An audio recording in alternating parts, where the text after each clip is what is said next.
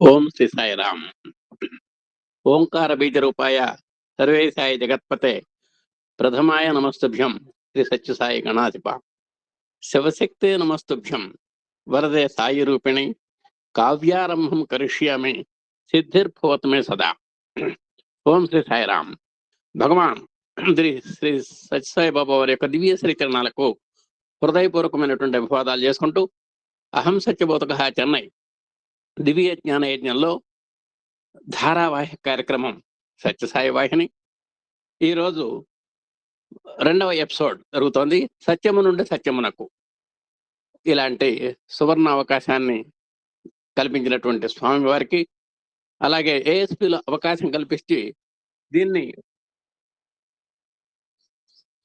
ఓం శ్రీ సాయిరామ్ భగవాన్ దివ్యశ్రీ చరణాలకు హృదయపూర్వకమైనటువంటి అభివాదాలు చేసుకుంటూ ఈరోజు అహం సత్యబోధక దివ్య జ్ఞాన యజ్ఞంలో శ్రీ సత్యసాయి వాహిని 2వ ఎపిసోడ్ సత్యము నుండి సత్యమునకు ప్రారంభం జరుగుతోంది. అలాగే ఇలాంటి దివ్య జ్ఞాన యజ్ఞంలో వాహినీలన్నీ కూడా క్షుణ్ణంగా చదవటం జరిగింది. ఆ పరంపరలో ఇప్పుడు చివరిగా సత్యసాయి వాహిని చేపట్టడం జరిగింది. ఈ సత్యసాయి వాహిని ప్రకాశవంతంగా వెలుగులోకి తీసుకురావడానికి అనుగ్రహించిన స్వామివారికి, ఒక అవకాశ వేదికను కల్పించినటువంటి మన ఎమ్మెల్యే దంపతులకు హృదయపూర్వకమైనటువంటి అభివాదాలు చేసుకుంటూ, ఇది ఒక మనం సుకృతంగా భావిస్తూ, ఎంత కష్టమైనా సరే దాంట్లో మనకు చేతనైనంత వరకు మన యథాశక్తి దాంట్లో ఉన్నటువంటి భావాల్ని మనం ఎలాగైనా తెలుసుకోవాలి అనేటువంటి ప్రయత్నమే ఈ సత్యసాయి వాహిని యొక్క వివరణ ప్రక్రియ. ఇప్పుడు మనం చాప్టర్లోకి వెళ్దాం. సత్యము నుండి సత్యమునకు ఇది ఏమిటో చూద్దాం. పరిపూర్ణతను సాధించిన తర్వాత మానవుని విషయం ఏమగును అని అనేక మంది ప్రశ్నించవచ్చును, లేక సందేహించవచ్చు. అతని జీవితము పరిపూర్ణముందన్న తర్వాత నిరతిశయానంద పరిపూర్ణమై విరాజులను ఇక్కడ మనం గమనించాలి. గత ఎపిసోడ్లో ఒక పరిపూర్ణత్వాన్ని సాధించాలి అంటే మనకి సాధనా చతుష్టయము అని పరిచయం చేయబడింది. అంటే నిత్యానిత్య వస్తు వివేకం కానీ, శమదమాది షట్క సంపత్తి దాని గురించి వివరించారు. శమము అన్నారు, దమము అన్నారు, ప్రదీక్షణ, శ్రద్ధ అన్నారు, ఉపరతి, సమాధానము. తర్వాత ఇహాముత్రార్థ ఫలభోగ విరామము అంటే ఈ లోకంలో ఉన్నటువంటి పరలోకంలో ఉన్నటువంటి ఆ ఫలాల్ని మనం త్యాగం చేయటము. తర్వాత ముముక్షత్వము, మోక్షాపేక్ష. ఈ రకమైనటువంటి ఒక మోక్షం అనేటువంటి సౌధానికి, అంటే నిరతిశయ ఆనంద సౌధానికి 4 ఉన్నాయి మెట్లు. ఆ 4 మెట్లు ఎక్కినటువంటి వారిని మనం పరిపూర్ణత సాధించినటువంటి వ్యక్తిగా మనం పరిగణిస్తాం. ఆ విధంగా సాధనా సంపత్తిలో సోపాన మార్గంలో క్రమక్రమంగా చివరిదాకా పతాక స్థాయికి వెళ్ళినటువంటి ఆ మానవుడి యొక్క పరిస్థితి ఎట్లా ఉంటుందంటే, చాలా నిరతిశయానంద పరిపూర్ణమై విరాజిల్లుతాడు. ఇక అక్కడ వెళ్ళిన తర్వాత ఎంత ఆనందం కలుగుతుందో ఆ ఆనందాన్ని అతను మాటల్లో చెప్పలేడు. ఏకత్వమునందును జీవితమునకు సుఖప్రదముగా నుండదగు ఏకైక పదార్థముకు భగవంతుని అనంతత్వమును అనుభవించును. అలాంటి స్థాయికి వెళ్ళిన తర్వాత ఏకో నారాయణ అంటాం, అంటే భగవంతుడు ఒక్కడే. అలాంటి ఏకైక పదార్థమైనటువంటి భగవంతుడి యొక్క అనంత తత్వాన్ని మనం అక్కడ అనుభవిస్తాడు మానవుడు. పరిపూర్ణత సాధించినటువంటి ఆ స్థాయిలో నిజ సుఖము అదిగే. నిజంగా మనం భౌతికంగా ఎన్ని సుఖాలు అనుభవించినప్పటికీ నిజమైనటువంటి సుఖము, శాశ్వతమైనటువంటి సుఖము, ఆ నిరతిశయానంద సుఖమే చాలా గొప్పది. భగవంతుడే శాశ్వత సుఖస్వరూపుడు. మనం ఎన్నో ఆనందాలు అనుభవిస్తాం. ఒక ఏసీలో పడుకుంటే ఆనందపడతాం, ఇంతకంటే స్వర్గం లేదనుకుంటాం మనం. అలాగే ఒక ప్రకృతి చల్లని గాలి వీచినప్పుడు, అప్పటిదాకా ఎండాకాలంలో తపన చెంది సాయంకాలం తీవ్రమైన మబ్బులు పట్టి ఒక చల్లని పిల్లవాయువులు వీస్తున్నప్పుడు ఇంతకంటే ఆనందం రెండోది లేదనుకుంటాం. అంటే ఎక్కడికెక్కడే మన ఆనందాలు. ఇవన్నీ కూడా క్షణభంగురములు. కానీ భగవంతుడు ఇచ్చేటువంటి ఒక సుఖం మాత్రమే శాశ్వత సుఖము. అందుకనే భగవంతుడే శాశ్వత సుఖ స్వరూపుడు అనుకున్నాం. భారతీయులందరూ అనగా వివిధ శాఖల వారందరూ ఈ సిద్ధాంతంలో ప్రతిపాదించరు. మతాల్లో ఎన్నో శాఖలు ఉన్నాయి, అలాగే దైవాలు కొలిచేటువంటి వాళ్ళల్లో శాఖలు ఉన్నాయి, మరి ఇవన్నీ కూడా ఉన్నాయి. అలాగే శాక్తేయులు, గాణాపత్యులు ఇట్లాంటి శాఖలు కూడా ఉన్నాయి. అందరూ ఏకగ్రీవంగా ఒప్పుకునేటువంటి సూత్రం ఏమిటంటే భగవంతుడే శాశ్వత స్వరూపుడు, భగవంతుడు ఒక్కడే ఆయనే శాశ్వత సుఖ స్వరూపుడు అని వాళ్ళు తీర్మానించారు. ఈ మతమునే అభిమతముగా గైకొందరు. ఎవరు చెప్పినా సరే ఈ అభిప్రాయాన్ని, మతము అంటే ఇక్కడ అభిప్రాయం, ఈ అభిప్రాయాన్నే తమ అభిమతంగా, తమ ఇష్టంగా కూడా వాళ్ళు ప్రకటిస్తున్నారు. పరిపూర్ణతత్వం అనగా అఖండతత్వము కదా. ఈ పరిపూర్ణతత్వానికి మళ్ళీ ఇంకొక చిన్న ఒక పేరుంది, అఖండతత్వము అని. అంటే ఎక్కడాగా దీన్ని ఛేదించడానికి అవకాశం లేదు, ముక్కలు ముక్కలుగా చేయడానికి అవకాశం లేదు. ఇది ఒకే ఒక రూపంగా ఉంటుంది. అఖండతత్వము ఒక్కటే కానీ 2, 3 ఉండవు కదా. అఖండము అంటే ఖండము కానిది అని అర్థం, అంటే ముక్కలు కానిది అని అర్థం. కాబట్టి ఎక్కడ దీనికి రెండేనది ఉండదు. భగవంతుడు కూడా ఏకో నారాయణ ఉన్నాం, మరి ఏకం ఏవ అద్వితీయం బ్రహ్మ అన్నారు. అంటే బ్రహ్మ అనేటువంటి వాడు ఏకమేవ, ఓన్లీ వన్, నా అద్వితీయం అంటే ఇంకా భాగించడానికి అవకాశం లేదు అని అర్థం. అలాగే ఒక జీవాత్మ పరిపూర్ణత్వమును అఖండమును అయినప్పుడు దీనిని తిరిగి ప్రపంచమునకు తెలుప వీలున్నది కదా. ఒక జీవుడు పరిపూర్ణత్వాన్ని సంపాదించినప్పుడు అతను ఇక లోకానికి వెల్లడించడానికి అవకాశం లేదు. మనకు ఆ తపస్సు చేసినటువంటి ఆ భృగు కొడుకు కూడా అన్నం అన్నాడు, అలాగే మరి ప్రాణం అన్నాడు, మనస్సు అన్నాడు, విజ్ఞానం అన్నాడు, చివరికి ఆనందమయానికి వెళ్ళాడు. ఆనందో బ్రహ్మ అన్నప్పుడు నాకు చెప్పు నాన్న అన్నాడు. అన్నం బ్రహ్మ అని తండ్రికి వచ్చి చెప్పాడు. ప్రాణం బ్రహ్మ అని తీర్మానిస్తూ తండ్రికి చెప్పాడు. మన ఏవ బ్రహ్మ అంటూ చెప్పాడు. విజ్ఞానం బ్రహ్మ అని చెప్పాడు. కానీ ఆనందో బ్రహ్మ అని చెప్పలేకపోయినాడు. దేనికని? అలాంటి ఆనందతత్వంలోకి వెళ్ళిన తర్వాత ఇక మనం చెప్పేటువంటి అవకాశం లేదు. అది అవాంగ మానస గోచరము ఆనందం అనేటువంటిది. అందుకని తండ్రి వెళ్ళాల్సి వచ్చింది. తండ్రి ఎక్కడున్నాడు మా వాడు, ఆనందో బ్రహ్మ అని చెప్పడానికి కూడా రాలేదు. అంటే అలాంటి అతీతమైనటువంటి అవాంగ మానస గోచరమైనటువంటి వాక్కు కానీ మనసుకు కానీ ఏమాత్రం అందనటువంటి ఆ అమేయమైనటువంటి ఆనందాన్ని పొందుతూ అక్కడ ధ్యానంలో ఉన్నాడు కొడుకు. ఇదండి పరిపూర్ణ స్థితి.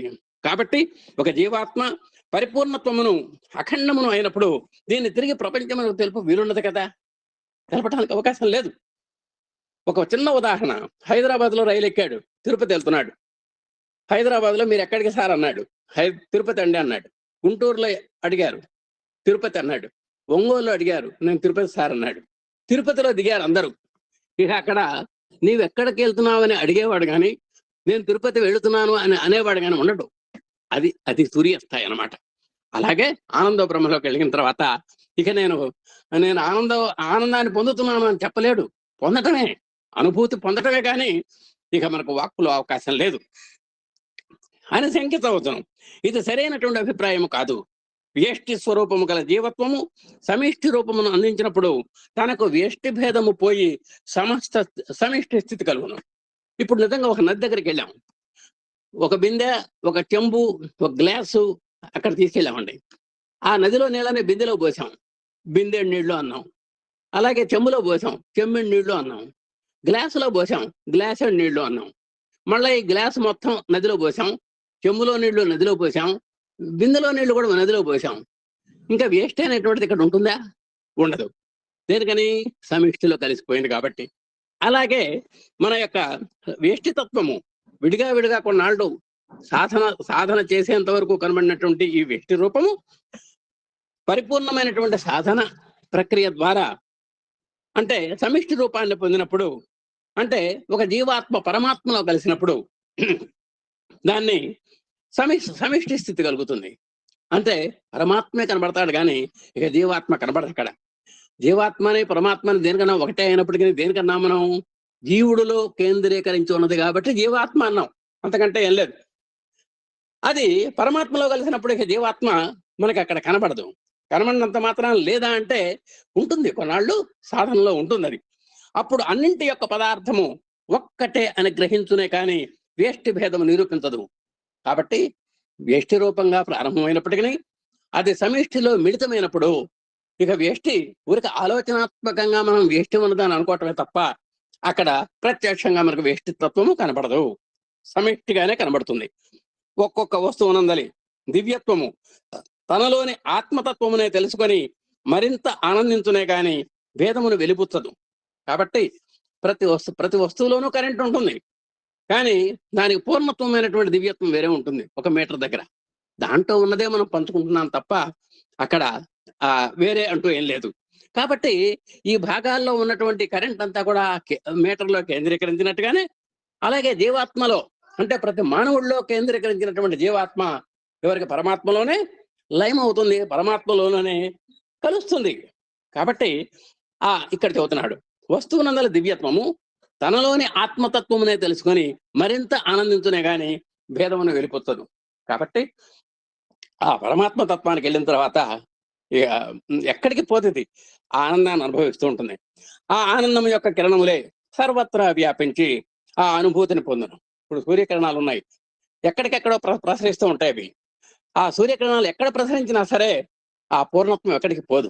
చివరికి మళ్ళా సూర్యుడి దగ్గరికి వెళ్లాల్సిందే ఆ కిరణాలు అనేటువంటివి తప్ప ఎక్కడ ఊరికి అంశలే కానీ పూర్ణంలో సూర్యుడిలో కలవాల్సిందే. ఈ విధంగా జీవాత్మ యొక్క పరమాత్మత్వ యొక్క తత్వాన్ని ఎంతో మదన చేసి, ఎంతో కృషి చేసి మన వాళ్ళంతా కూడా మరి మహారుషులు, మహామునులు వీళ్ళంతా కూడా కనుక్కున్నారు. అనుభవించినటువంటి దివ్య అనుభూతులను లోకానికి అర్థముకు భావాల్లో తెలిపిరి. ఈ విధంగా వాళ్ళు నిరతిశయ ఆనంద స్థితిని, అఖండతత్వ స్థితిని, పరిపూర్ణ స్థితిని వాళ్ళు ఎంతో సాధనా మార్గం ద్వారా గణించి ఆ అనుభూతుల్ని వాళ్ళు పొంది అవాంగ్మాన సంగోచరమైనటువంటి అయినప్పటికీ కించిత్ భావాలతో వాళ్ళు మనకు తెలపటానికి ప్రయత్నం చేశారు. ఇప్పుడు రామాయణం ఉంది, పెద్ద వాళ్ళు చాగంటి కోటేశ్వరరావు గారు లాంటి చదివే వాళ్ళ యొక్క స్థాయి వేరు, అలాగే ఇంకా కొద్ది స్థాయి వేరు, ఇంకా కొద్ది స్థాయి వేరు. ఒక విష్ణుప్రియ లాంటి వాళ్ళకు కూడా రామాయణం కావాలి అంటే రామాయణాలు ఆ స్థాయిలో రచింపబడ్డాయి. అంటే అలాంటి బ్రహ్మాండమైనటువంటి ఆ తత్వాన్ని వాళ్ళు అనుభూతి పొందినటువంటి తత్వాన్ని చక్కగా ఎవరికి తగినటువంటి భాషలో, ఎవరికి తగినటువంటి స్థాయిలో వాళ్ళకి ఆ మహర్షులు అందించారు. అందని చందమామను వ్రేలుతో చూపినట్లు మహర్షులు మనోవాక్కులకు అతీతమైన పరిపూర్ణత్వమును మానవ మాతృలకు తమ తమ స్థాయికి అందుబాటులో ఉండు రీతిగా ప్రబోధించిరి. నిజంగా చందమామ ఉన్నాడో లేడో తెలియదు. చందమామ ఉంటే ఆ విధంగా రౌండ్గా చక్కగా ఒక బిమ్మల్లాగా ఉన్నాడా తెలియదు. మన వాళ్ళంతా వ్యోమగాములు, ఖగోళ శాస్త్రజ్ఞులు, వీళ్ళంతా కూడా మరి అది కూడా నేలే అని, అక్కడ కూడా భూమండలం లాగానే ఉందని, అక్కడ కూడా ఫ్లాట్స్ వేయొచ్చని, ఇవన్నీ కూడా చిత్ర విచిత్రాలుగా చెప్పుకుంటూ ఉంటారు. అలాంటి చంద్రుణ్ణి నిజంగా చంద్రుడు అంటే ఏమిటో తెలుసుకున్నారు వాళ్ళు, కానీ ఆ చంద్రుడిని చెప్పాలి అంటే మార్గం లేదు. అలాంటి చంద్రుడిని చూపించడానికి కూడా వాళ్ళు ఎక్కడెక్కడో వేలు చూపించి అదుగో చందమామ, చిన్న కన్న తల్లి కూడా పిల్లవాడికి ఆ గోరు ముద్దలు తినిపించడానికి, ఆ పిల్లని మాయ చేసి మరిపించి ముద్దలు తినిపించడానికి అదుగో చందమామ అంటుంది. అంటే ఆ విధంగా ఎక్కడో అందుబాటులో లేనటువంటి, చేతికి అందనటువంటి, ఊహించడానికి కూడా వీలు లేనటువంటి చందమామని వేలుతో చూపించినట్టుగా, అంటే ఊరికే ఏదో సింబాలిజం అడుగో అన్నట్టుగా మనోవాక్కులకు అతీతమైనటువంటి పరిపూర్ణత్వమును మానవ మాతృలకు తమ తమ స్థాయికి అందుబాటులో ఉన్నట్టుగా వాళ్ళు ప్రబోధించారు. ఆ విధంగా అలాగే పరిపూర్ణ తత్వాన్ని కూడా ఒక అందని చందమామను గురించి అందంగా ఏ విధంగా వేలు పెట్టి చూపిస్తున్నామో, అలాగే అమేయమైనటువంటి అనుభూతులు కలిగినటువంటి ఆ ఆనంద తత్వాన్ని విభిన్నమైనటువంటి రీతిలో వాళ్లకు తగినటువంటి స్థాయిలో వాళ్ళు మనకు అందించడం జరిగింది. చిన్న ఉదాహరణ చెబుతున్నారు. ఈ చిన్న శరీరము తనదను జ్ఞానము కన్నా సుఖప్రదమైన 2 శరీరములు తనవను జ్ఞానము ఇంకనూ ఎక్కువ సుఖకరమై ఉండును కదా. నిజంగా మనకు దేహాలు 3 ఉన్నాయండి. ఒకటి దేహత్రయం అంటారు దీన్ని, ఒకటి స్థూల దేహం అంటారు, రెండోది సూక్ష్మ దేహం అంటారు, మూడోది కారణ దేహం అంటారు. అంటే స్థూల దేహంలో కేవలం అన్నమయ కోశం మాత్రమే ఉంటుంది. సూక్ష్మ దేహంలో ప్రాణమయము, మనోమయము, విజ్ఞానమయ కోశాలు కూడా ఉంటాయి. అలాగే కారణదేహంలో ఒకే ఒక కోశం ఉంటుంది, అది ఆనందమయ కోశం. ఆ విధంగా మనం స్థూలం నుంచి సూక్ష్మానికి, సూక్ష్మం నుంచి కారణానికి వెళుతూ, అంటే స్టెప్ బై స్టెప్ క్రమక్రమంగా మనం ఆ దివ్యానుభూతిని మనం పొందగలుగుతున్నాము అనేది ఇక్కడ చెబుతున్నారు. తన శరీరముల యొక్క సంఖ్య అధికమగు కొలది సుఖానుభూతి కూడాను అధికమగుతూ పోయి అది విశ్వ ప్రజ్ఞాన రూపం పొందినప్పుడు పరిపూర్ణ ఆనంద సిద్ధిని ఉందను. ఆ విధంగా స్థూలం నుంచి సూక్ష్మానికి, సూక్ష్మం నుంచి కారణానికి వెళ్ళినప్పుడు ఆ ఆనందానుభూతి మనకు, ఆ పరిపూర్ణ ఆనంద స్థితి మనకు కలుగుతుంది. అంటే స్టెప్ బై స్టెప్ వెళ్ళాలి. మనకు స్థూలంలో తెలియదు, సూక్ష్మంలో తెలియదు. ఒక కారణ దేశంలోకి వెళ్ళినప్పుడు మాత్రమే, ఒక ఆనందమయ కోశంతో వెళ్ళినప్పుడు మాత్రమే అది మనకు అవగతం అవుతుంది అని చెబుతున్నారు.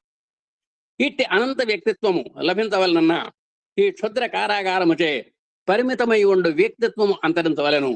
అలాంటి ఆనందమయ స్థితికి మనం వెళ్ళాలి అంటే ఈ స్థూలంలో ఉన్నటువంటి ఈ జ్ఞానేంద్రియ ప్రభావం కానీ, దేహేంద్రియ ప్రభావం కానీ, అంటే శమధమాలు ఇవన్నీ కూడా మరి గుణ ప్రభావాలు కానీ, అలాగే అవస్థ ప్రమేయం కానివ్వండి, మరి మదాలు కానివ్వండి, అరిషడ్ వర్గాలు కానివ్వండి, ఇవన్నీ కూడా రూపుమాపితేనే మనం ఆ స్థాయికి వెళ్ళగలుగుతాము.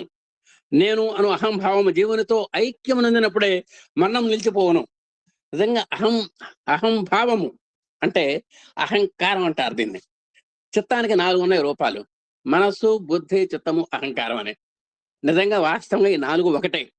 ఒక తండ్రి భార్య నాథ అంటుంది, పిల్లాడు నాన్న అంటాడు, మనవడు తాత అంటాడు, శిష్యుడు గురువు గారు అంటాడు. Is only one person. అలాగే ఇక్కడ కూడా ఈ అహంకారం కూడా, ఈ మనసు కూడా లేదు కాదు అంటే మనసు అంటారు, ఖచ్చితంగా ఇదే అంటే బుద్ధి అంటారండి. అలాగే వాటిని అనుభూతుల్ని మన్నం చేసుకొని ఒక స్టోరేజ్లో చేసుకుంటే దాన్ని చిత్తం అంటారండి. ఇన్ని చేసినటువంటి మనసు అప్పుడప్పుడు కాస్త అహమిహం పడుతుందండి. అంటే నేననేటువంటి భావం ఉంటుంది, దాన్ని అహంకారం అండి. అలాంటి అహంభావము జీవునితో ఐక్యమునందినప్పుడే మరణం నిలిచిపోవను. అంటే అలాంటి స్థాయి వచ్చినప్పుడే దానికి, అంటే దాన్ని విడనాడినప్పుడు మాత్రమే అక్కడ ముక్తి లభించడానికి అవకాశం ఉంది అనేది. లయమైపోవాలి, ఐక్యమైపోవాలి.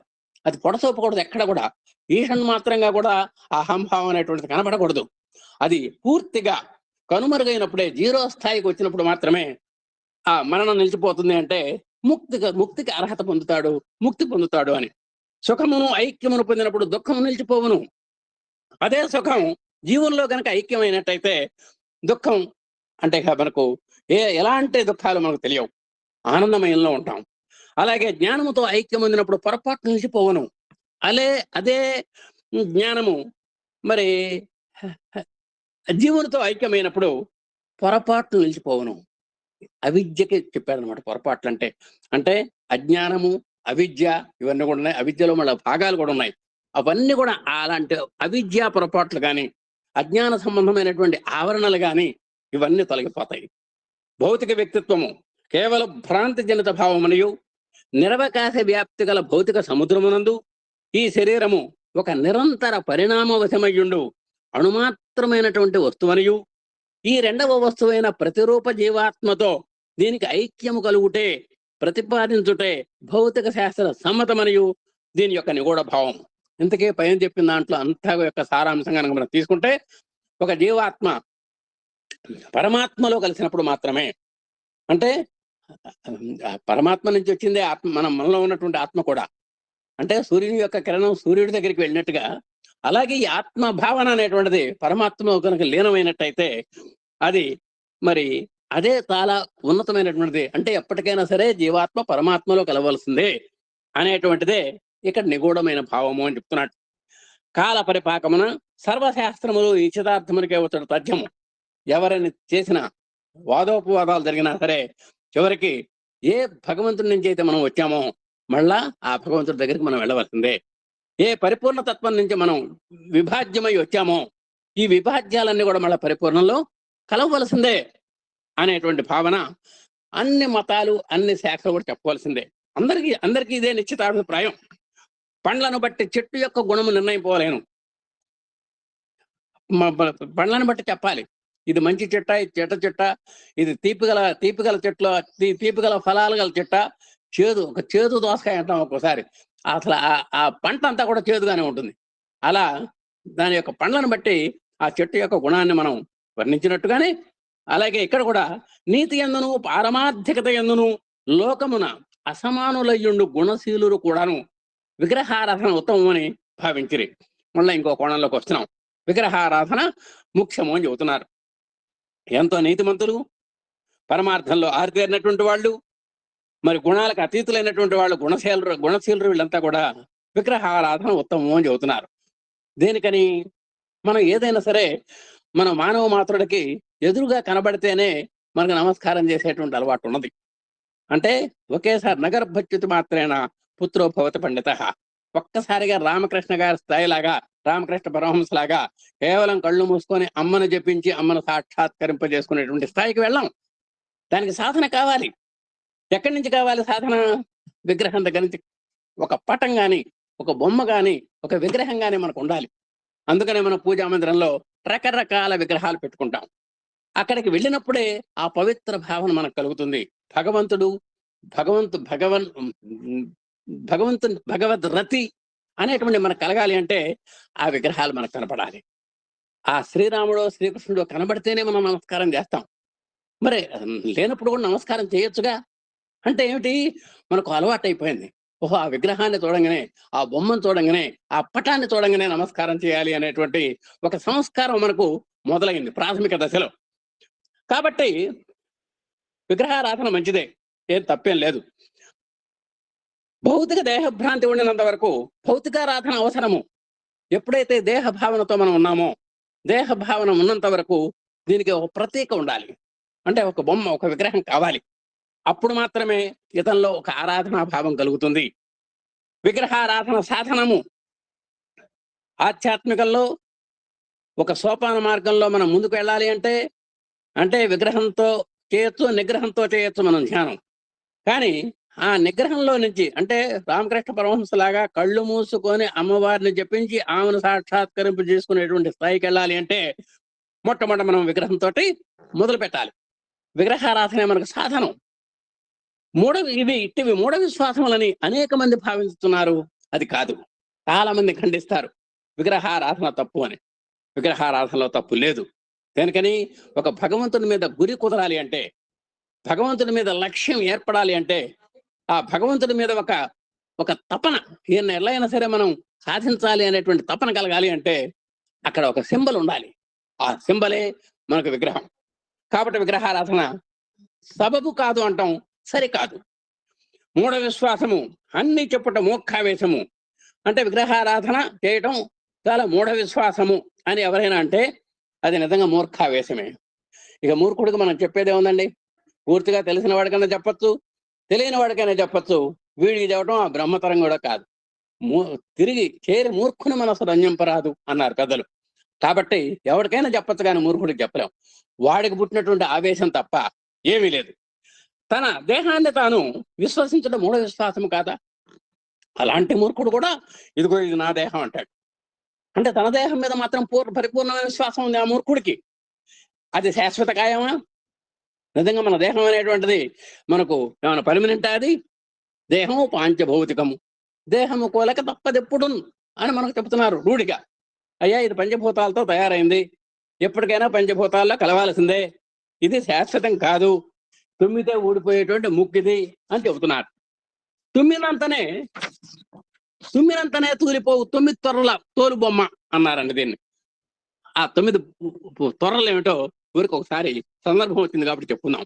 కన్నులు 2 ఉంటాయండి, చెవులు 2, ముక్కు, నోరు, బొడ్డు అంటే నాభి, పాయువు, ఉపస్థ.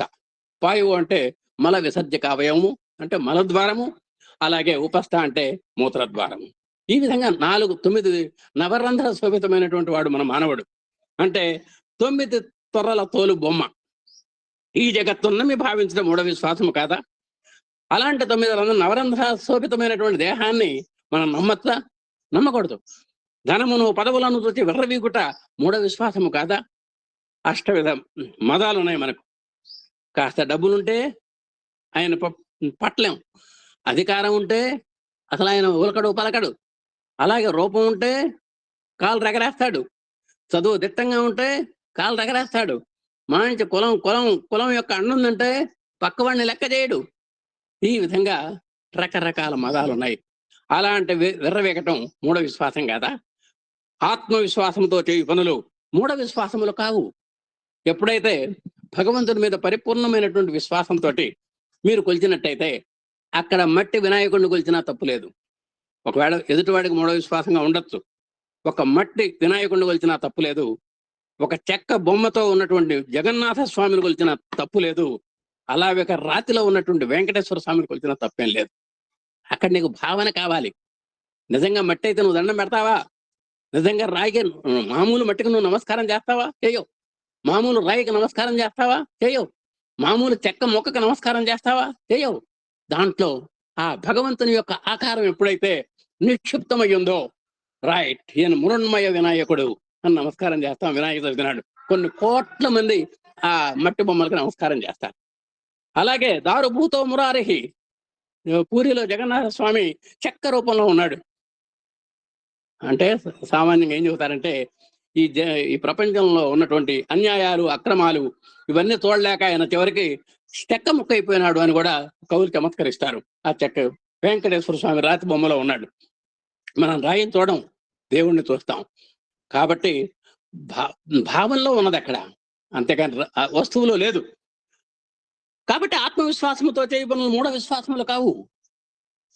ప్రతి విషయమునకు సహేతుకమైన కారణము చూపిన అందరూ సంతసించురే కానీ తనకు నచ్చని అన్నయు మూఢ విశ్వాసములను చెప్పుట ఆవేశము, మూర్ఖత్వము, స్వార్థపు తత్వము.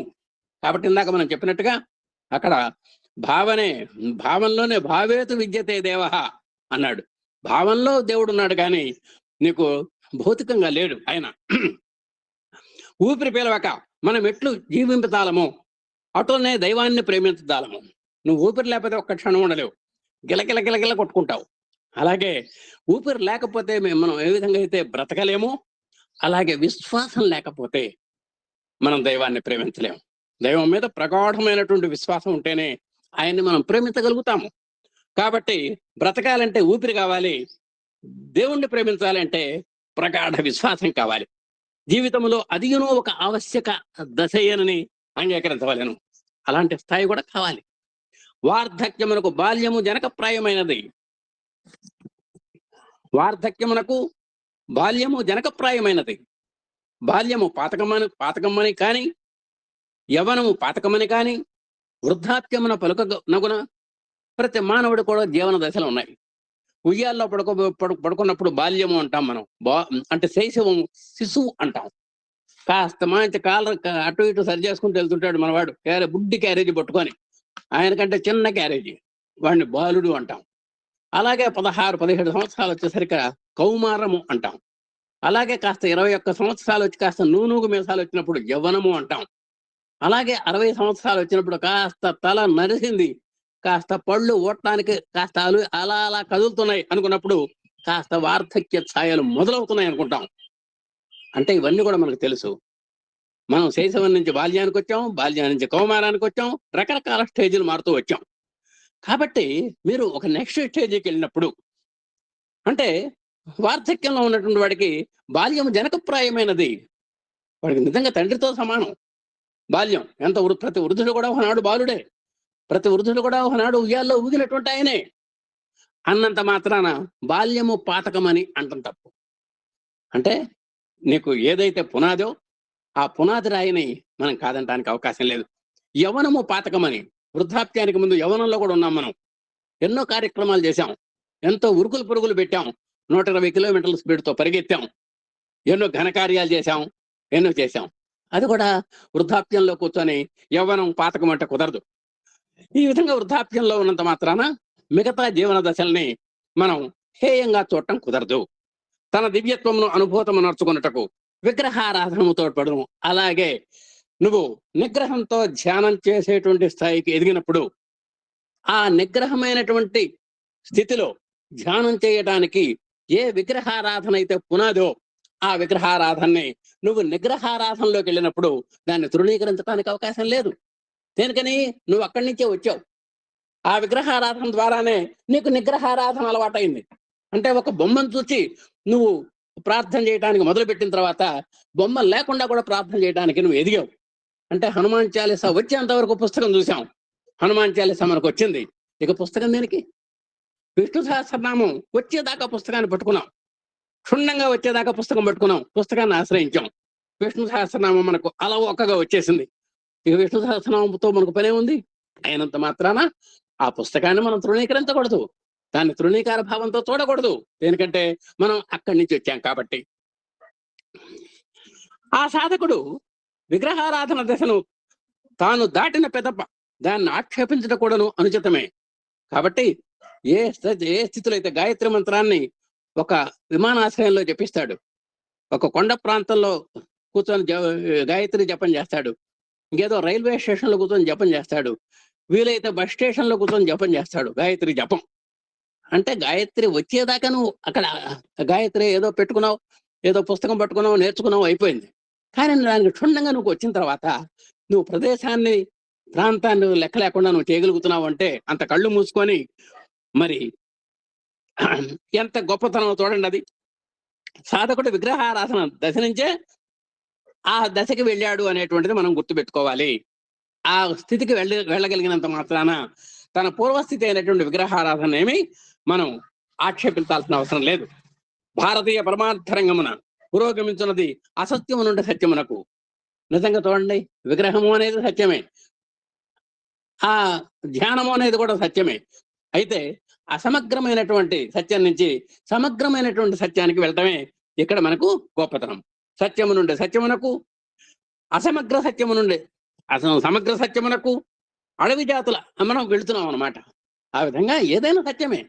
అయితే బీజప్రాయంగా ఉన్నటువంటి సత్యం నుంచి ఫలప్రాయమైనటువంటి సత్యానికి వెళ్తున్నాం మనం. ఒక అంకురప్రాయమైనటువంటి సత్యం నుంచి ఒక ఫ్రూట్ఫుల్ అంటే మంచి పరిపూర్ణమైనటువంటి సత్యం వైపు మనం ప్రయాణిస్తున్నాం. జనరల్ గా అసతోమ సద్గమయ అంటాం. అసత్తు నుండి సత్తుకు వెళ్తారు ఎవరైనా సరే, అంటే అశాశ్వత నుంచి శాశ్వతంలోకి వెళ్తాడు. కానీ ఇక్కడ రెండూ శాశ్వతాలే. అయితే అసమగ్రమైనటువంటి శాశ్వతము నుండి సమగ్రమైనటువంటి శాశ్వతానికి వెళ్ళటమే, అంటే అసమగ్ర సత్యము నుండి సమగ్ర సత్యానికి వెళ్ళటము అనేటువంటి భావన ఇక్కడ మనకు చెబుతున్నాడు. అడవి జాతుల వారు చేయు లేక అనాగరికులు చేయు క్షుద్రమగు ఆరాధనలో మొదలు అత్యున్నత భావన సమగ్రమగు అఖండారాధన వరకు పూర్ణతత్వమునందుకొని దానిని అనుభూతిని ఉనర్చుటకై జీవులు ఉనర్చు వివిధ ప్రయత్నములే సాధనములు. నిజంగా ఎవరి కేటగిరీ వాళ్ళు. ఆటవికులు వాళ్ళు చేసేటువంటి పూజా విధానం వేరు, అలాగే నాగరికులు చేసేటువంటి విధానం వేరు. ఎవరు చేస్తున్నప్పటికీ అంటే వాళ్ళు చేసేటువంటి ఒక తేలికపాటి ఆరాధన కార్యక్రమం దగ్గర నుంచి పరిపూర్ణ స్థాయి వరకు చేసేటువంటి వాటిని అనుభూతి చేసుకోవాలి మనం. కాబట్టి అలాంటి దాన్ని మనం తప్పు పట్టడానికి వీలేదు. అది సాధనా క్రమంలో ఒక భాగం మాత్రమే. ఎవరైనా సరే ఆ స్థాయి నుంచి ఆ స్థాయికి ఎదగాల్సిందే. ఎవరైనా సరే ఎంత పిహెచ్డి డిగ్రీ పొందేవాడైనా సరే మొట్టమొదటి పలక మీద రాయవలసిందే. కానీ ఆయన తృణీకరిస్తే ఎట్లా? కాబట్టి ఎవరైనా మనం ఆతో మొదలుపెట్టి పిహెచ్డికి వెళ్ళాం కాబట్టి మనకు బేస్మెంట్ ఏమిటి? కాబట్టి ఎలాంటి అనాకరికమైనటువంటి పూజలైనా సరే, తేలికపాటి పూజలైనా సరే, చూడటానికి ఇబ్బందికరమైనటువంటి ఆటవిక పూజలైనా సరే, అవి వాళ్ళ యొక్క ఆధ్యాత్మిక ఉన్నతికి సోపానాలు అని మనం ఒప్పుకోక తప్పదు. వాళ్ళ యొక్క సాధనా క్రమం అది. ఈ విషయము ప్రతిదీ కొంత పురోగమించి ఒక దిశను చేరును. ఈ విధంగా వాళ్ళు క్రమక్రమంగా మెరుగుపడి స్టెప్ బై స్టెప్ ఆ ఆధ్యాత్మిక రంగంలో పురోగతి పొందటానికి అవకాశం దొరుకుతుంది. ప్రతి జీవుడు ఒక చిన్న పక్షి వంటి వాడే. చూడండి, మనల్ని ప్రతి జీవుణ్ణి ఒక చిన్న పక్షి అంటున్నారు స్వామి. అది పైకి ఎగిసి క్రమాసిక్యమును చేకూర్చుకొనను. నిజంగా ఆ తల్లి పక్షి ఏం చేస్తుందంటే దాన్ని నెమ్మదిగా కొమ్మ దగ్గర నుంచి అలవోకగా, అంటే చేసినట్టు చేయకుండా అలా తోస్తూ ఉంటుందండి కిందకి.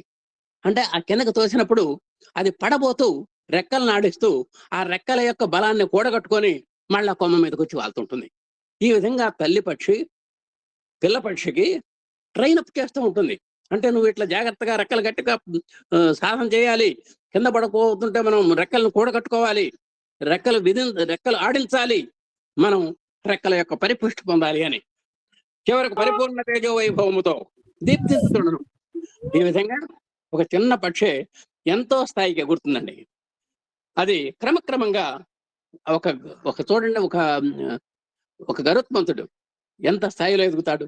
మన కంటికి కూడా కనబడినంత చిన్న ఆకారంలో, ఎక్కడో అనంతమైనటువంటి ఆకాశంలో ఆ ప్రయాణం చేస్తూ ఉంటుంది ఆ గరుడ పక్షి. అలాగే మనం కూడా అలా వెళ్ళాలి అని చెబుతున్నారు స్వామి. సూర్యబింబం వరకు ఎగరవచ్చును. చివరికి ఆ పక్షి ఎంత దూరం వెళ్తుందో తెలియదు. తనకు ఇబ్బంది కలిగినంత వరకు ప్రయాణం చేస్తూనే ఉంటుంది. అంత మహోన్నతమైనటువంటి శిఖరాలకి ఎగిసిపోతూనే ఉంటుంది. నానాత్వంలోని ఏకత్వమే ప్రకృతి యొక్క మూల సూత్రము. చూడండి, మళ్ళీ అనేకత్వము ఏకత్వంలోకి వచ్చారు స్వామి. నానాత్వము అంటే అనేక రకములైనటువంటి మనం విధి విధానాల్లో మనం బ్రతుకుతున్నాం. ఎవరి సాంప్రదాయాలు వేరు, ఎవరి మతాలు వేరు, ఎవరి భాషలు వేరు, ఎవరి యొక్క భావాలు వేరు. ఏదైనా సరే మనం చివరికి భగవంతుడు అనేటువంటి ఒక కేంద్ర బిందువు దగ్గర మనం అందరం కూడా కలుసుకుంటున్నాం. ఎన్ని మతాలైనా, ఎన్ని జాతులైనా, ఎన్ని భాషలైనా, ఎన్ని వర్ణాలైనా, ఎన్ని తెగలైనా సరే భగవంతుడు అనేటువంటి ఒక కేంద్ర బిందువు దగ్గర మనందరం కూడా ఒకటైపోతున్నాం. అంటే నానాత్వంలో ఉన్నప్పటికీ ఏకత్వానికి మనం చేకరగుతున్నాం. అదొక్కటే ప్రకృతిలో సూత్రము. భారతీయులు ఈ సూత్రములను గ్రహించరే.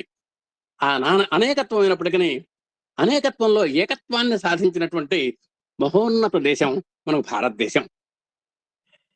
ఇతర దేశీయులు కొన్ని సిద్ధాంతములు నేర్పరచి వాటిని అంగీకరించి అనుసరింపుడని తమ తమ సంఘములను బలాత్కరింపచూచును. మానవ సమాజమునందు వారొక చొక్కానే ఉంచి ఇది ఏ ప్రతిదానికి సరిపోయి తీరవల్లని అందరూ. మన రుద్రంలో శాస్త్రి గారు కూడా చక్కగా చెప్పారు ఈ విషయం.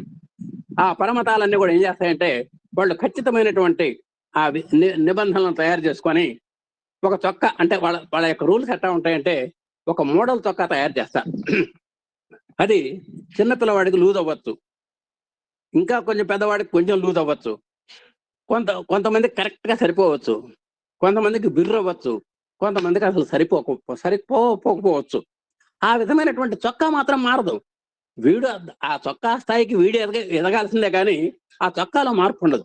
కాబట్టి ఒక చొక్కా మోడల్ తయారు చేసి ఇదిగో అందరికీ ఇదే తొడుక్కోవాలి అన్నట్టుగా ఆ విదేశీ యొక్క మతాలు కానీ, వాళ్ళ యొక్క విధి విధానాలు కానీ, వాళ్ళ యొక్క చట్టపు రూల్స్ కానీ అట్లా ఉంటాయండి. తమకది పట్టలేదను వారికి వేరొక చొక్కాని ఇవ్వరు. అబ్బాయి ఉన్న చొక్కా అది మీ ఇష్టం, తొడుక్కోండి లేకపోతే లేదు అన్నట్టుగా ఉంటుంది వాళ్ళ యొక్క పద్ధతి. ఇదిగో ఉన్నది ఇది విధానం, దీన్ని మీరు అనుసరిస్తే అనుసరించండి, లేకపోతే లేదు అన్నట్టుగా ఉంటుంది. అంటే ఇది 10 మందికి ఉపయోగపడేటట్టుగా ఉండదు వాడవి. కడకు చొక్కా లేక ఉండుంటే వారి గతి. చివరికి ఏం చేస్తారు వాళ్ళు? సరిపోతే తొడుక్కుంటారు, లేకపోతే వదిలేస్తారు. చివరికి చొక్కా లేని పరిస్థితి అండి. అంటే చివరికి ఏ విధానము అనుసరించక భగవత్ ప్రాప్తి కోసము ఏ యొక్క మతాన్ని, అంటే ఏ యొక్క సూత్రాన్ని పాటించక వాళ్ళు దీనులై కూర్చోటమే వాళ్ళ యొక్క పరిస్థితి. కానీ భారతీయుల సిద్ధాంతములు అట్లు కాక ఆయా భావములకు తగినట్లుగా ఆయా రూపములను ఏర్పరచి భక్తుల భావ రూపమునకు అనుగుణ్యముగా ఆరాధించుకున్నటకు అవకాశములను ఏర్పరచింది. మన భారతీయంలో అట్లా లేదు. నాకు రాముడు అంటే నువ్వు రాముడిని కొలుచుకోవచ్చు, రాముడు అనేటువంటి రూపాన్ని కొలుచుకోవచ్చు, రామనామాన్ని నువ్వు తీసుకోవచ్చు, కృష్ణుడి రూపాన్ని తీసుకోవచ్చు, కృష్ణనామాన్ని తీసుకోవచ్చు, ఒక సాయి రూపుని నువ్వు హృదయంలో ప్రతిష్ఠించుకోవచ్చు, సాయి నామాన్ని కూడా నువ్వు హాయిగా ఆరాధించవచ్చు. ఆ విధంగా నీ ఇష్టం వచ్చిన రూపాన్ని, నీ ఇష్టం వచ్చిన నామాన్ని నువ్వు సెలెక్ట్ చేసుకొని, నీ యొక్క చొక్కాని నువ్వు సెలెక్ట్ చేసుకొని నీకు తగినట్టుగా మంచి డిమార్ట్లో కానీ నేషనల్ మార్ట్లో కానీ నీకు తగినటువంటి చొక్కాని నువ్వు తీసుకునేటువంటి హక్కు మన భారతీయ మతంలో ఉంది, భారతీయ పరమార్థంలో ఉంది. ఆ విధంగా రూపనామాలను ఏర్పరిచారు. భక్తుల యొక్క భావ రూపమునకు అనుగుణంగా ఆరాధించుకోవటానికి అవకాశాలు ఏర్పరిచింది మన భారతీయ మతం. అట్టి ఆధారములు కొందరికి అవసరము లేకపోయినను అనేకులు ఇట్టి ఆధారమునే ఎన్నుకునేది. చాలా మంది ఈ పద్ధతి చాలా నచ్చింది, ఈ పద్ధతినే చాలా మంది ఎన్నుకున్నారు. ఇంతకు విగ్రహారాధన చేసి తీరవలనను నిర్బంధముగా బోధించదు భారతీయ పరమార్థము. విగ్రహారాధన ఎంతసేపటికి భగవంతుని యొక్క ఆరాధనలో తొలి సోపానము, ఒక ఆధ్యాత్మిక సౌధానికి తొలిమెట్టు విగ్రహారాధన అని మనం ఎంత గట్టిగా చెప్పుకున్నామో అదే ప్రమాణము అంటలేదు భారతీయ పరమార్థం. విగ్రహారాధన చేసి తీరాల్సిందే అని చెప్పటం లేదు. అది కాకుండా కూడా మీరు చేసుకోవచ్చు. కానీ ఒక సంగతి మాత్రము ప్రతి ఒక్కరూ జ్ఞప్తి యందు ఉంచుకొనవలెను. ఏమన్నా భారతీయులు సదేహాభిమానులు కావచ్చును. ఒక్కడు చెబుతున్నాడు, వాళ్ళ యొక్క దేహాలంటే వాళ్ళకి అభిమానం ఉంటే ఉండొచ్చు, వాళ్ళ మీద వాళ్ళకి అభిమానం ఉండొచ్చు. స్వజీవనోద్ధారకులు కావచ్చును, వాళ్ళ యొక్క జీవితాన్ని మెరుగుపరుచుకునేటువంటి తత్వం వాళ్ళలో ఉంటే ఉండవచ్చును. కానీ ఇతరుల గొంతుకోయే తలంపరు. వీళ్ళు పొరపాటును కూడా తమ అభ్యున్నతికి బాటలు వేసుకుంటారే తప్ప ఇతరుల యొక్క అభ్యున్నతికి ఏమాత్రము ఆటంకం కలిగించరు, అవరోధము కలిగించరు, వాళ్ళకి ఏమాత్రము అడ్డు రారు. వాళ్ళని పరిమార్చడం అంటే వాళ్ళని నశింపజేయడానికి ఎటువంటి ప్రయత్నాలు కూడా చేయరు. స్వమత భావోన్మత్తులకు భారతీయుడు తన శరీరమును అగ్నిజ్వాలలకు అర్పించుకొని మరణించును కానీ తమ మతమును అంగీకరింపని వారి సజీవ శరీరములను నిలువున తగలబెట్టదు. చూసారా, నిన్న చెప్పారు గురువు గారు, వాస్తవి మాత కథ చెప్పారు. ఆయన ఎవరో విష్ణువర్ధన్ మహారాజుగా ఆల్రెడీ మ్యారీడ్, పెళ్ళి అయిపోయింది, పిల్లలు కూడా ఉన్నారు. కానీ ఆయనకి ఈమె మీద మనసు కలిగింది. అన్నంత మాత్రాన ఆక్షేపణం చేయాల, ఆయన కోరిక తప్పు అని అనలేదు వీళ్ళు. కానీ వీళ్ళ యొక్క మతాన్ని, వీళ్ళ యొక్క లక్ష్యాన్ని సాధించుకోవడం కోసము ఒక ఆత్మాహుతికైనా ఆమె పాల్పడింది. కానీ యజ్ఞగుండంలో ఆ విష్ణు శర్మని ఆ విష్ణు ఉన్నాడు, ఆయన అనేవి కించపరచలేదు, వాళ్ళ యొక్క భావాలకేం అడ్డు తగలలేదు, మీరు చేసేది తప్పు అనలేదు. ఆ విధంగా మనం భారతీయ మతం ఎట్టుంటుందంటే శరీరాన్ని చివరికి తమకు తాము ఆత్మార్పణ చేసుకుంటారు, కానీ ఎదుటి వాడికి యొక్క కార్యక్రమాలకు అడ్డు తగలరు. వాళ్ళ యొక్క కార్యక్రమాలని ఏమాత్రము ఛేదించరు, వాళ్ళకి ఏమాత్రం అడ్డు రారు, వాళ్ళని నశింపజేసేటువంటి అవకాశం లేదు. అవసరమైతే ఆత్మార్పణ కన్నా వాళ్ళు పాల్పడతారు. ఆత్మహత్యలను నిరసించడం భారతీయ పరమార్థము. ఆత్మహత్య మనం భారతీయ పరమార్థానికి చాలా వ్యతిరేకము. ఆత్మహత్య అంటే వాస్తవంగా పరమాత్మ హత్య అని గుర్తుపెట్టుకోవాలి. మనలో ఉన్నటువంటి ఆత్మ పరమాత్మ యొక్క అంశే కాబట్టి అలాంటి ఆత్మను హత్య చేయటం అనేది నిజంగా ఒక పరమాత్మని మనం బలవంతాన గొంతు కోసినట్టే అవుతుంది. కాబట్టి ఆత్మహత్య అనేది నిరసించడం భారతీయ యొక్క పరమార్థం, లక్ష్యం. ఏలైనగా ఆత్మనే పరమాత్మగా విశ్వసించిన మతము భారతీయ మతము. మనలో ఆత్మన్నా పరమాత్మన్నా పరమాత్మనే భావము, ఆత్మను కూడా పరమాత్మగానే భావిస్తాం మనం. అంటే అది జీవుల్లో ఉన్నది కాబట్టి జీవాత్మ అన్నాను తప్ప నిజంగా పరమాత్మకు ప్రతిరూపమే అది కూడా. నానా జాతులు, స్త్రీ పురుషులు నానా విధములుగా నానా స్థితులకు లోబడి ప్రయాణమనొత్తుతున్నట్లును మతములన్నీ చేయు పని భౌతిక మానవుని వికాసమునకు తోడ్పడి తుదకతంలోని ఈశ్వరతత్వము లేక దివ్యత్వము దీప్తించున్నట్లు చేయుటయే భారతీయ పరమార్థము. భారతీయ యొక్క పరమార్థం చూడండి, మనం ఎన్నో జాతులు ఉన్నాయి, స్త్రీ పురుష విభేదం ఉంది మనలో, జాతి భేదం ఉన్నది, మత భేదం ఉన్నది, భాషా భేదం ఉన్నది. అయినప్పటికీ మనం అందరూ కూడా ఒక భౌతిక వికాసానికి తోడ్పడుతున్నాం. అంటే మానవుడిగా మానవత్వాన్ని వికసింపజేసుకోవడానికి మనం ప్రయత్నాలు చేస్తున్నాం. అలాగే మతముల యొక్క సహకారంతో మన మతాలను కూడా మనం గౌరవించుకుంటూ మనం ముందుకెళ్తున్నాం. అలాగే ఏ మతమైనప్పటికీ, ఏ భాష అయినప్పటికీ, ఏ తెగ అయినప్పటికీ మనం ఈశ్వరతత్వాన్ని ఒప్పుకుంటున్నాము. ఈశ్వరతత్వాన్ని మనం చక్కగా ఒప్పుకుంటున్నాము. ఆ ఈశ్వరంలో ఉన్నటువంటి దివ్యత్వాన్ని దీప్తి చేసేటట్లుగా మనం అందరము ఒకే సూత్రం మీద నడుస్తున్నాము. పైకి విరుద్ధంగా తోచినప్పటికీ పద్ధతులన్నీ నిజమునకు విరుద్ధములు కావు. నిజంగా ఉదాహరణకు మన పూజా మందిరంలో రకరకాల దేవుళ్ళు ఉన్నారు. రాముడు, కృష్ణుడు, గౌరీమాత, లక్ష్మీమాత, ఆ మాత, ఈ మాత, మొత్తం అందరు ఉన్నారు. ఉన్నా కూడా మన మనసులో భగవంతుడు అనేవాడు ఒక్కడే. అక్కడ అనేకత్వంగా కనబడుతున్నప్పటికీ, చూడటానికి విరుద్ధంగా కనబడుతున్నప్పటికీ, మన పద్ధతుల్లో కొన్ని తేడాలు కనబడుతున్నప్పటికీ నిజంగా విరుద్ధములు కావవి. ఒక్క సత్యమే, ఏకం సత్ అనేటువంటిదే మన యొక్క రూల్. ఏకం సత్ విప్రాహ బహుధా వదంతి అనుకున్నాం కదా. అంటే శాశ్వత స్వరూపుడు, శాశ్వత ఆనంద సుఖ స్వరూపుడు భగవంతుడు ఒక్కడే అనేటువంటి వేర్వేరు స్వభావములు గల వారి యొక్క వేర్వేరు స్థితిగతులకు అనుగుణపడుటలో ఏర్పడిన వైరుధ్యములే అని గ్రహించవలేను. అంటే వాళ్ళ యొక్క మనస్తృప్తి కోసము ఆ భేదాలు కనబడుతున్నాయే తప్ప, అంటే ఒక శైవులు శివుణ్ణి ప్రార్థించిన, వైష్ణవులు విష్ణువుని ప్రార్థించిన, అలాగే శాక్తేయులు శక్తిని ప్రార్థించిన, గణపతులు గణపతిని ప్రార్థించిన, వాళ్ళ యొక్క విధానాల్లో ఏదైనా భేదాలు కనబడితే కనబడచ్చు కానీ అందరికీ ఏకాత్మ సర్వభూతాంతరాత్మ అనేటువంటి ప్రగాఢమైనటువంటి విశ్వాసం మన భారతీయ పరమార్థంలో ఉన్నది. వాళ్ళందరూ ఎవరు కావాలంటే వాళ్ళు ప్రార్థించుకోవచ్చు. కానీ అందరి యొక్క రూలు ఏకాత్మ సర్వభూతాంతరాత్మ. ఉదాహరణము, భిన్న భిన్న వర్ణములు గల గాజు ముక్కల ద్వారా దీప్తించు ఒకే జ్యోతి అది. అక్కడ గాజు ముక్కలు పడేసాం. ఆ గాజు ముక్కలు రకరకాల అద్దాలు ఉన్నాయండి.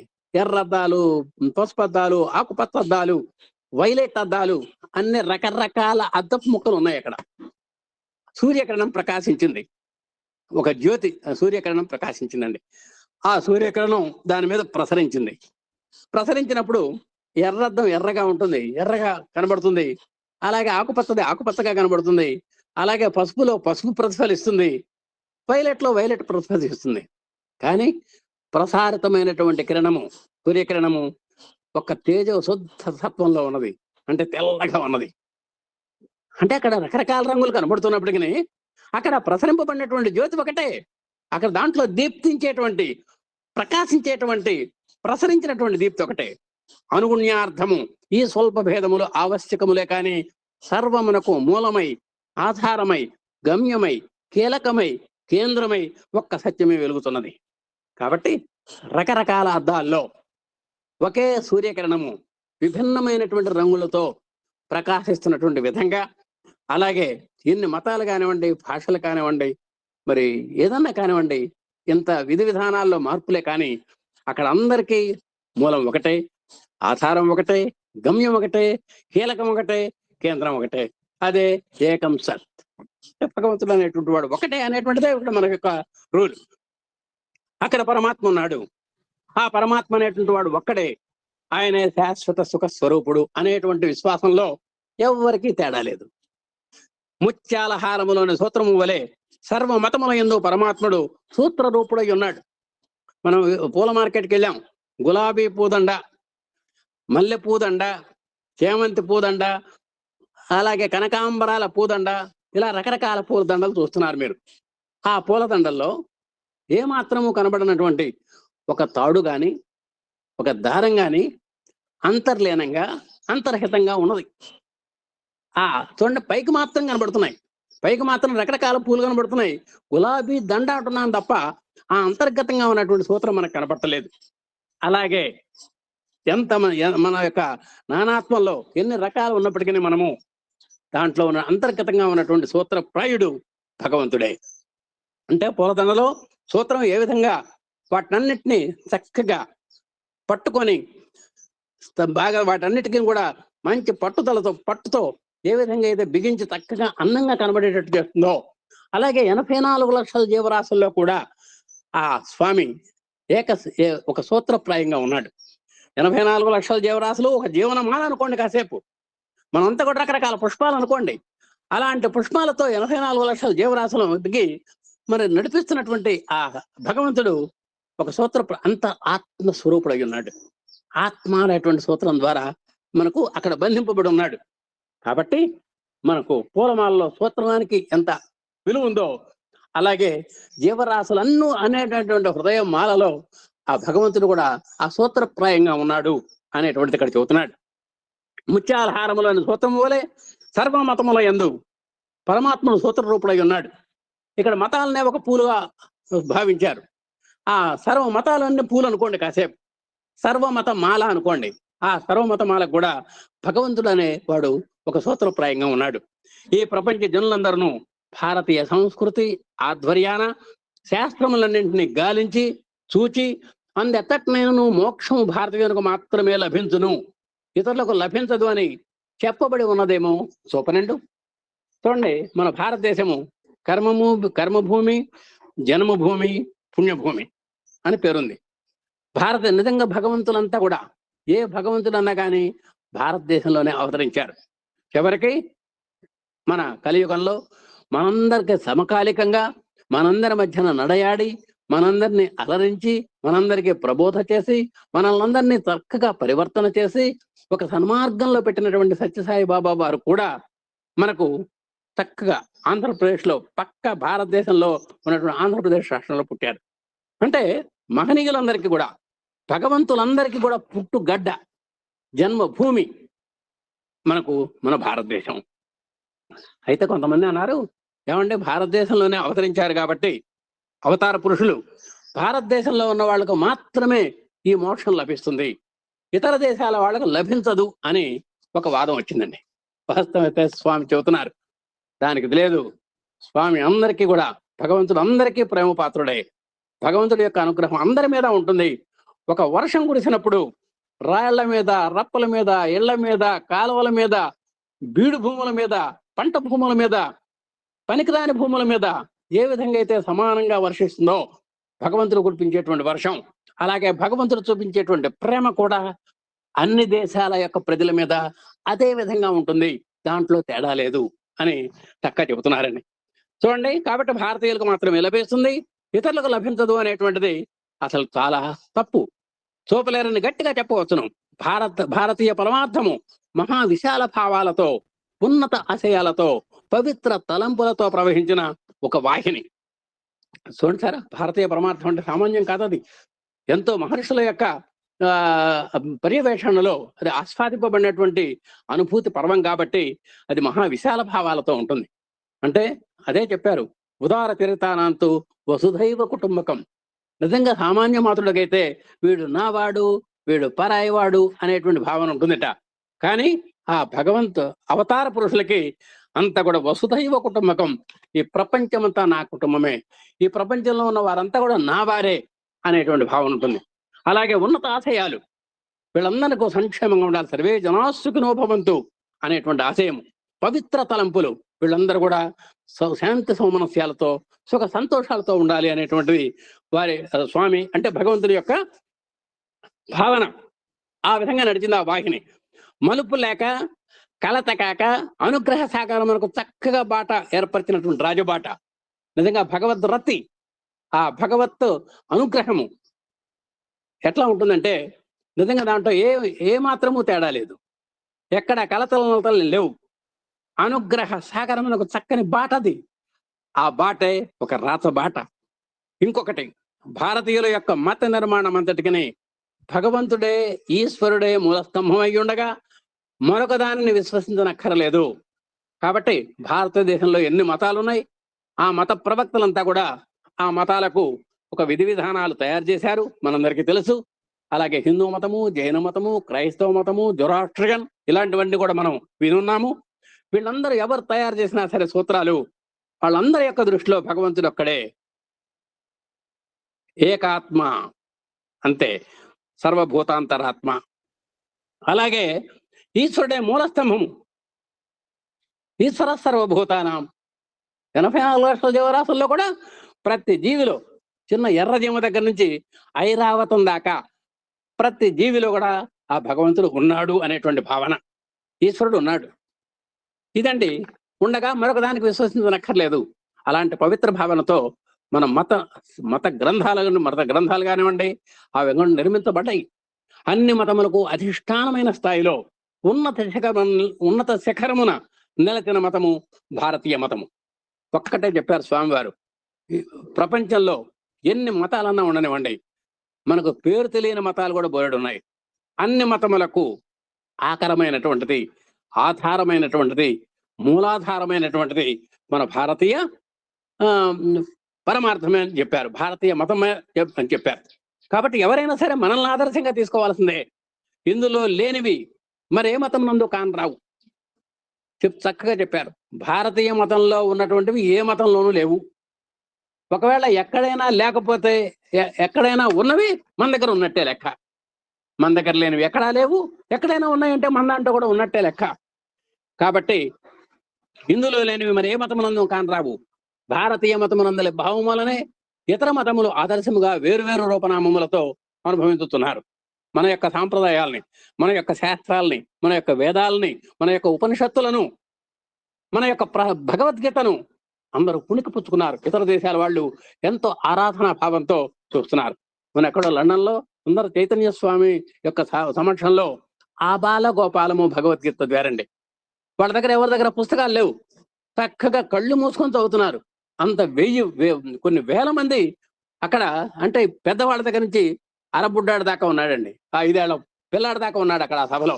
వాళ్ళందరూ కూడా కళ్ళు మూసుకొని భగవద్గీత చదువుతున్నారు.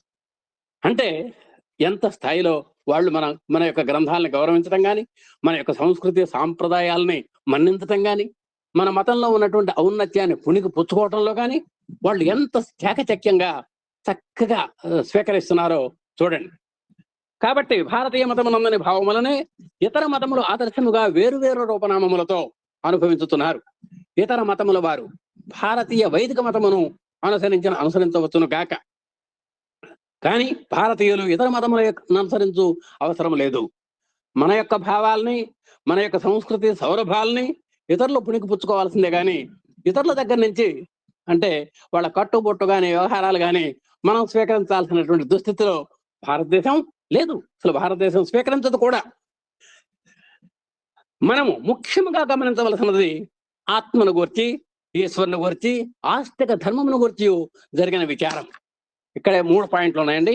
ఆత్మను గురించి చెప్పుకున్నాడు, ఏకాత్మ సర్వభూతాంతరాత్మ. నెక్స్ట్ ఈశ్వరుడు, ఈశ్వర సర్వభూతానం అంటే ప్రతి జీవిలో కూడా ఈశ్వరుడు ఉన్నాడు. అలాగే ధర్మము, ఆస్తిక ధర్మము, ధర్మో రక్షత అన్నాము. మరి ఎత్ర ధర్మ తతో జయ అని కూడా మనం అంటున్నాం. వీటి గురించి నిరంతర విచారణ జరుగుతూ ఉంటుంది మన భారతీయ సంస్కృతిలో. ప్రపంచ వాంగ్మయమును కూడా ప్రాచీనతమైనది ఆర్య వాంగ్మయము. ఈ విధంగా ఆర్య వాంగ్మయం అనేటువంటిది ఒకటి ఉంది. మరి ఆర్యులు వెలుగులోకి తీసుకొచ్చినటువంటి వాంగ్మయం అది. ఇంతకన్నా ప్రాచీన రచనలు ఏ దేశమందును ఎచ్చటను లేవు. కాబట్టి ఆ విధంగా భారతీయ పరమార్థానికి మనకు ఎంతో ఒక పొటెన్సీ ఇచ్చినటువంటిది ఆర్య వాంగ్మయం అని కూడా చెబుతున్నారు. ఒకవేళ ఉన్నను వాటికి వాంగ్మయం నామము తెలదు.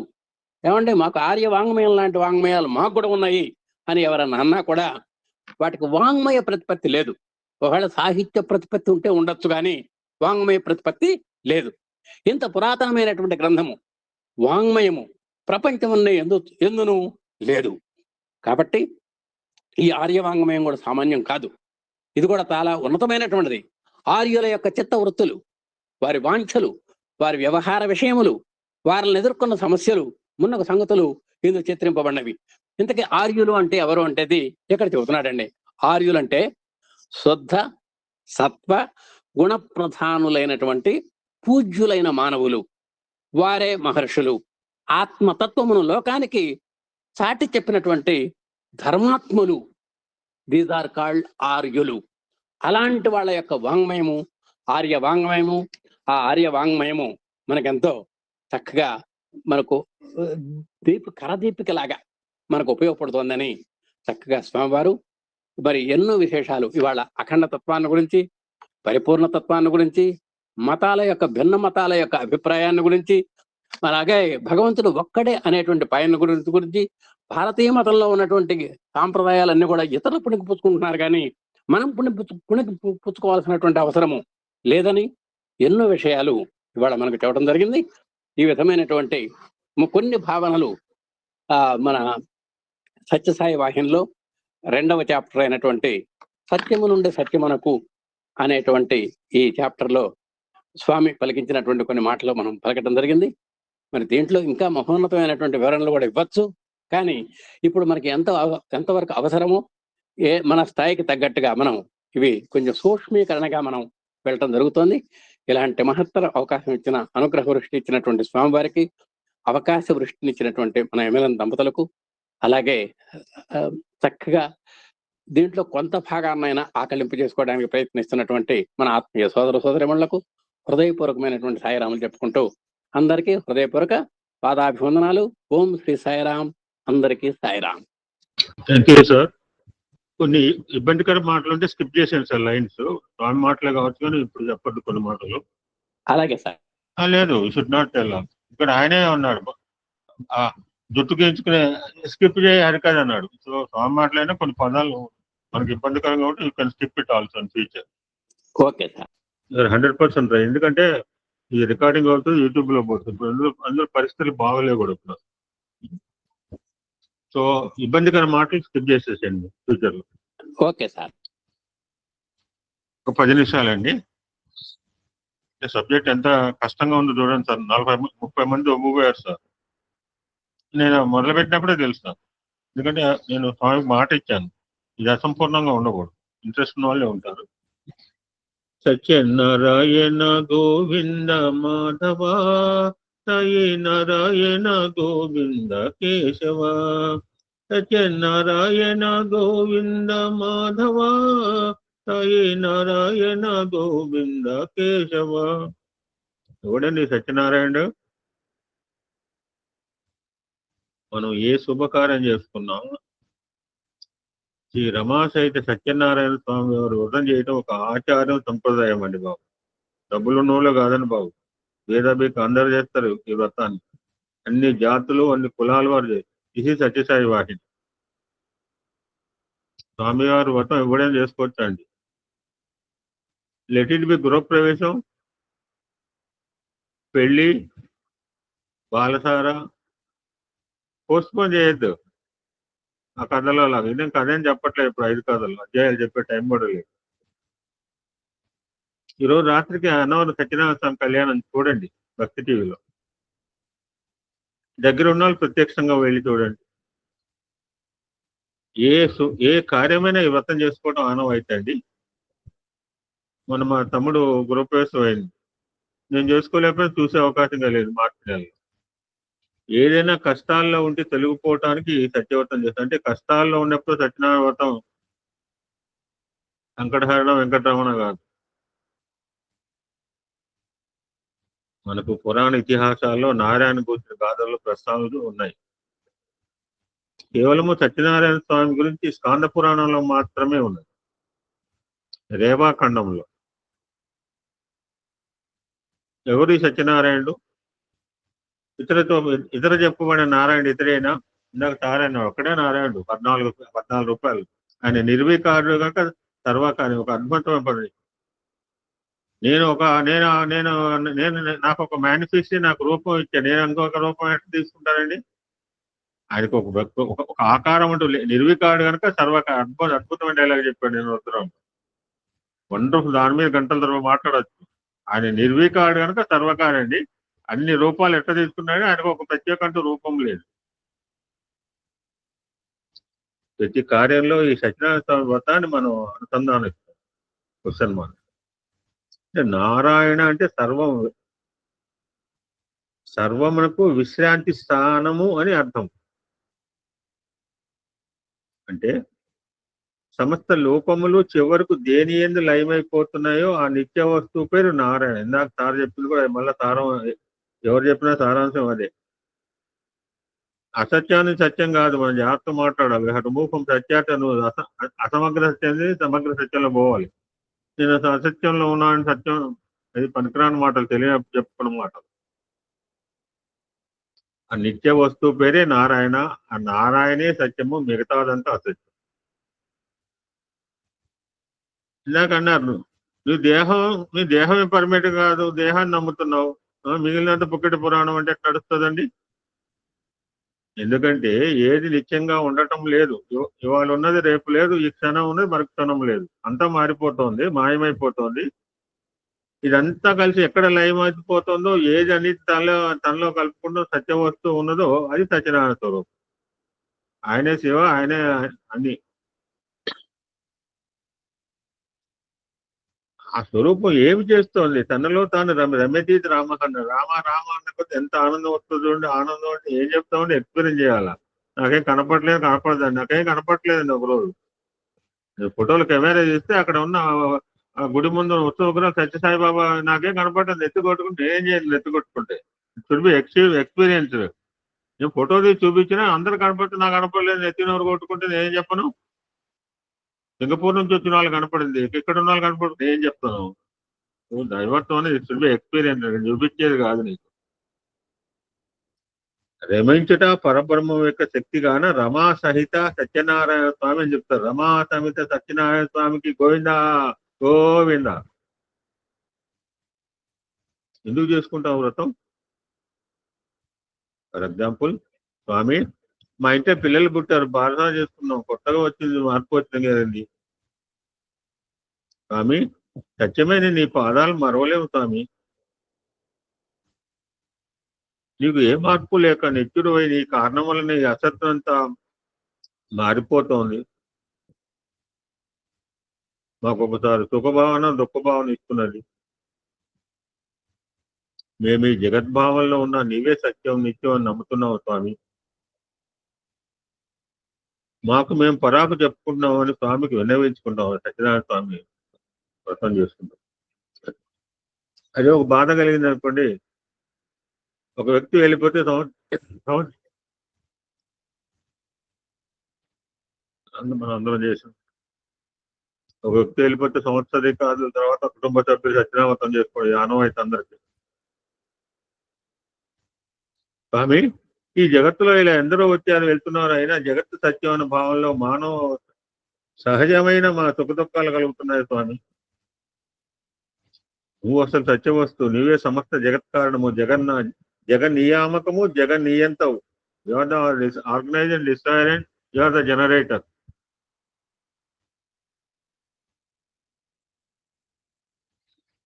జగత్తంతా నీవే అని గుర్తెరిగి జీవిస్తున్నావు స్వామి. మాకు నీవే రక్ష అని విన్నవించుకుంటాం, సత్యనారాయణ వ్రతం చేసుకుంటాం.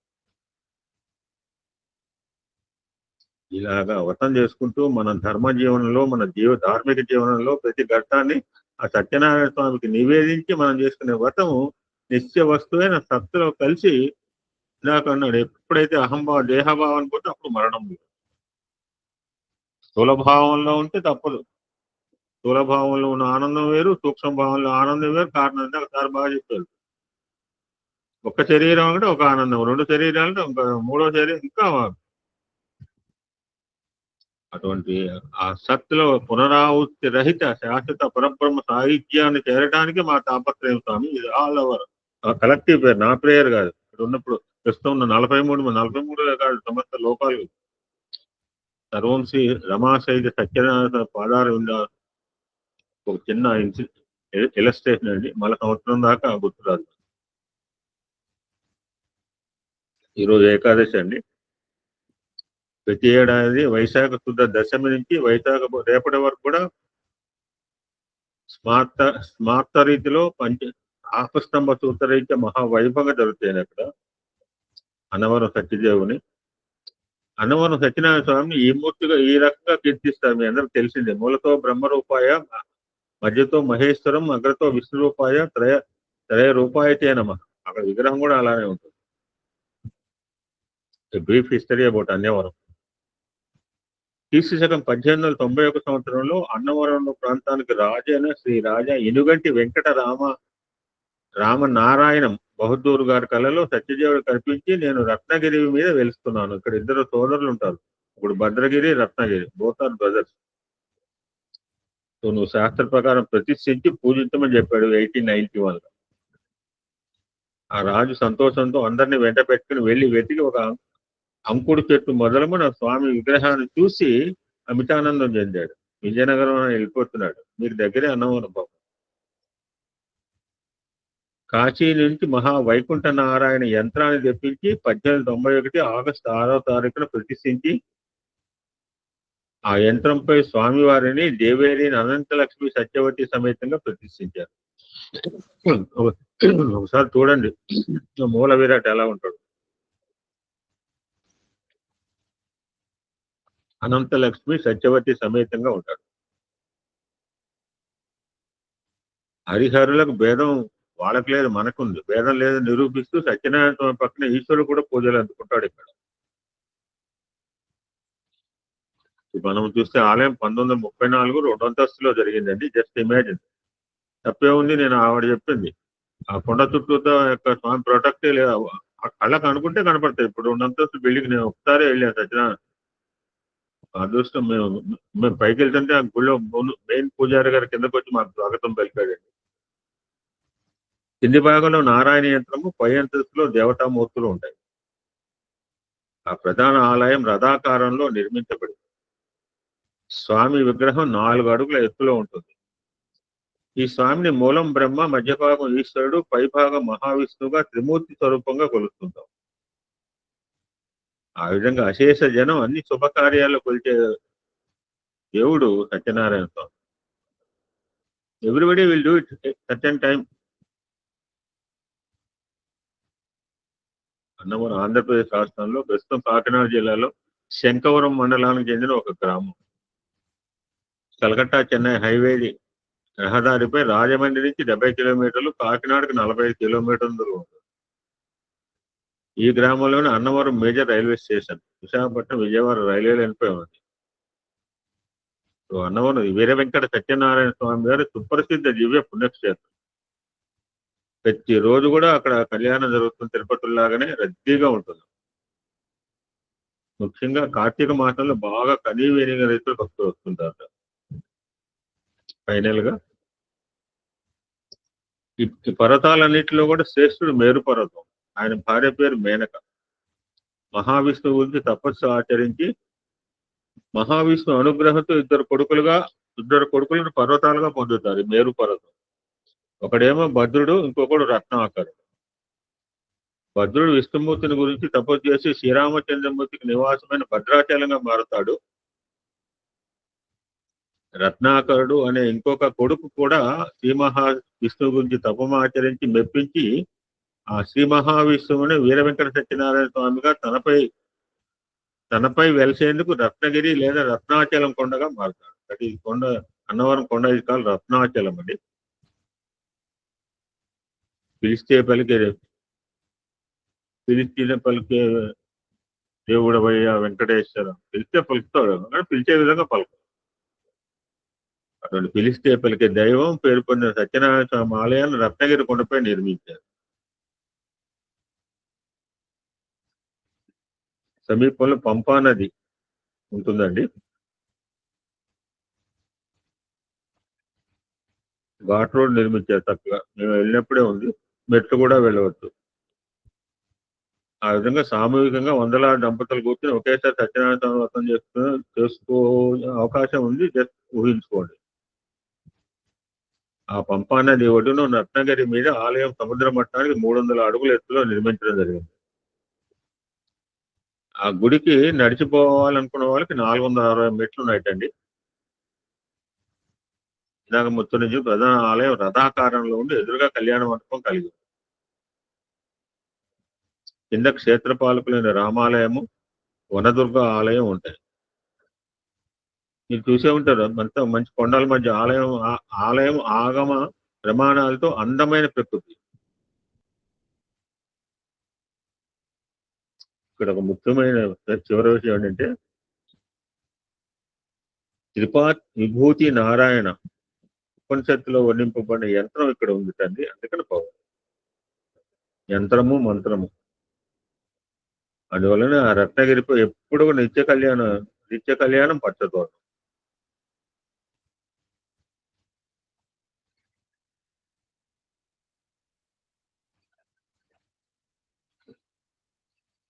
ఈ రమా సమేత సత్యనారాయణ స్వామి వారికి జై. ఓం శాంతి శాంతి శాంతి.